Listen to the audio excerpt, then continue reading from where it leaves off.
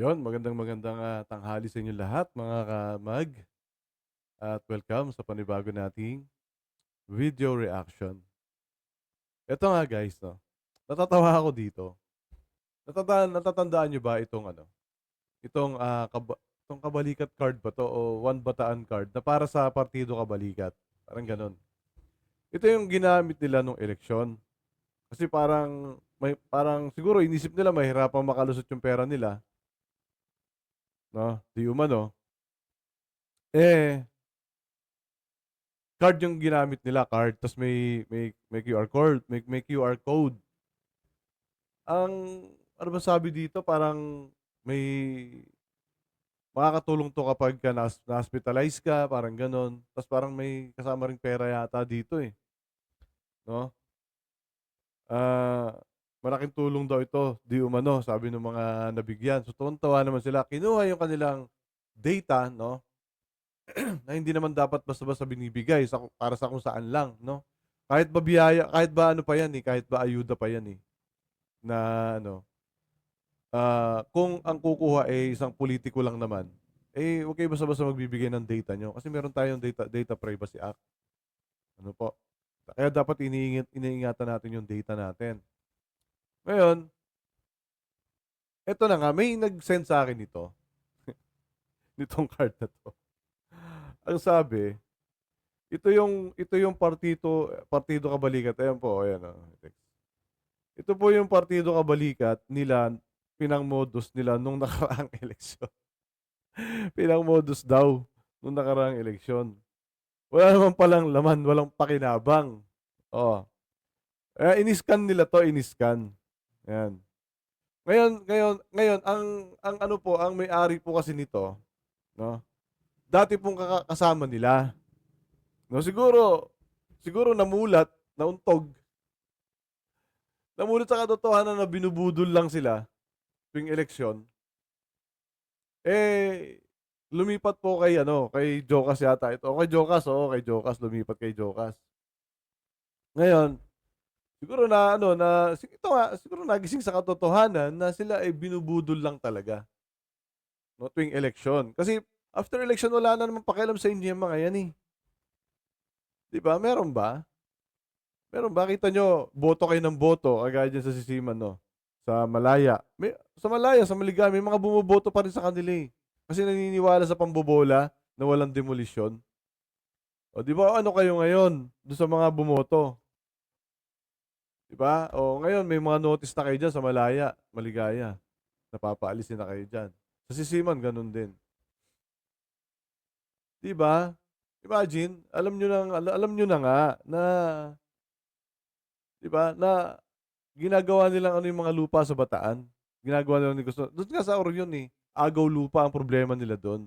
Inaagaw yung lupa ng mga indigenous, pati nga yung balita ko nga pati yung, ancestral domain ng mga IPs natin, inaagaw at binebenta. 'Di ba? Tapos tapos kayong mga nakatira diyan sa mga lugar na 'yan, bumoboto pa kayo sa mga ito na katunggali ni Jocas, 'di ba? O ngayon tingnan natin, sabi nga wala daw pakinabang. Kasi nga kasi nga 'di ba, eto tingnan niyo, oh, eto yung lumabas. Nung in-scan nila daw itong QR code, ito yung lumabas, ang nakalagay dito, "Your search PJQESL212 did not match any documents." So wala. O 'di ba budol? O 'di ba budol, nabudol kayo, 'di ba? Ano, mag-isip-isip naman tayo mga kababayan.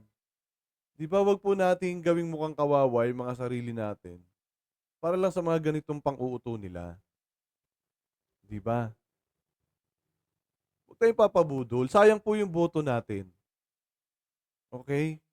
Sayang po yung boto natin, kaisa-isa pong karapatan na ibinigay sa atin ng gobyerno na napakaimportante, 'di ba po? Kasi nga po, ah, kaya binigay itong karapatan na ito sa atin, kaya kaya nga, dahil may election every 3 years, 'di ba po? May election every 3 years. na kapag hindi natin gusto yung nakaupo or hindi maganda ang ginawa nitong nakaupo, eh, puwede nating palitan. Dun ngayon natin magagamit yung, karapatan natin na palitan 'yan, yung mga taong 'yan, na nagpapahirap sa atin na dapat sana 'no, ang mga pulitiko na 'yan, na nakaupo, eh, dapat po kakampi natin mga mahihirap ating mamamayan lahat na wala na tayong iitsapuwera 'no, wala ng exemption.